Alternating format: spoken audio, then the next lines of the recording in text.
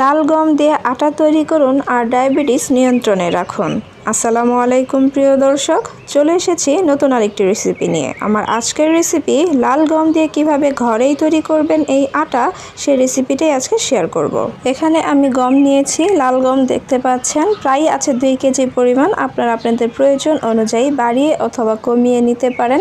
তো গমটাকে প্রথমে খুব ভালোভাবে বেছে নিতে হবে যাতে এর ভিতরে কোনো পাথর না থাকে। তো আমি এভাবে করে বেছে নিচ্ছি গমটাকে।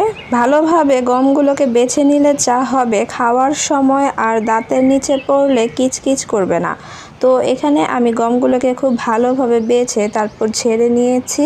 এখানে একটা কথা বলে রাখি, অনেকে চাইলে গমটাকে পানি দিয়ে খুব ভালোভাবে ধুয়ে তারপর কড়কড়া রোদে শুকাতে পারেন, মানে একদম খুব ভালোভাবে শুকিয়ে নিতে হবে রোদে। যাদের রোদের ব্যবস্থা নাই তারা চাইলে আমার মতো করে নিতে পারেন। এখান থেকে কিছু গম নিয়ে এই উনার মধ্যে দিয়ে খুব ভালোভাবে কচলে গমগুলোকে মুছে নিতে হবে, যার এর ভিতরে কোনো অতিরিক্ত বালু থাকলে সেটা চলে যায়। যারা ধুয়ে রোদে শুকিয়ে নেবেন তাদের আর এরকম করার প্রয়োজন নেই।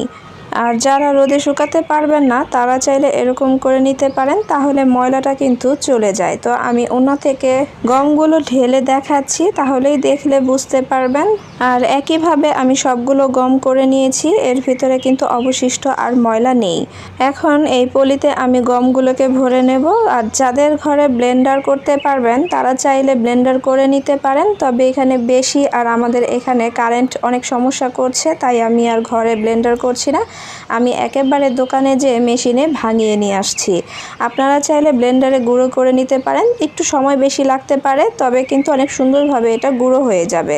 এভাবে গম দিয়ে আটা তৈরি করে নিলে আর বাজার থেকে আটা কিনে আনতে হবে না, আপনারা বাসায় কিন্তু খুব সহজে আটা তৈরি করে নিতে পারবেন। তো আমি এটাকে কিন্তু গুঁড়ো করে নিয়ে এসেছি, দেখতে পাচ্ছেন। আমি এখান থেকে বের করে আপনাদেরকে দেখিয়ে দিচ্ছি।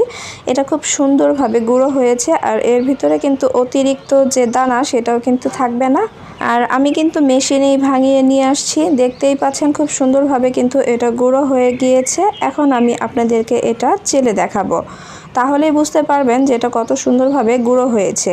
তো চালার জন্য আমি একটি চালনি নিয়ে এতে পর্যাপ্ত পরিমাণে আটা দিয়ে তারপরে এটাকে চেলে নিচ্ছি। বাসায় ব্লেন্ডার করে গুঁড়ো করে নিলেও কিন্তু এভাবে চেলে নিতে হবে।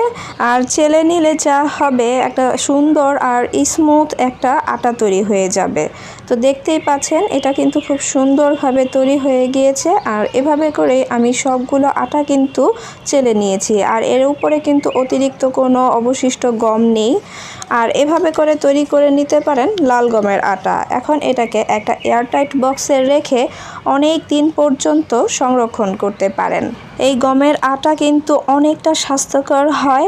যাদের হাই প্রেশার অথবা ডায়াবেটিস আছে তাদের কিন্তু লাল গমের আটা খেতে বলা হয়ে থাকে। যাদের ডায়াবেটিস আছে তারা চাইলে এভাবে গম দিয়ে আটা তৈরি করে রুটি বানিয়ে খেতে পারেন, তাদের জন্য অনেক উপকার হবে।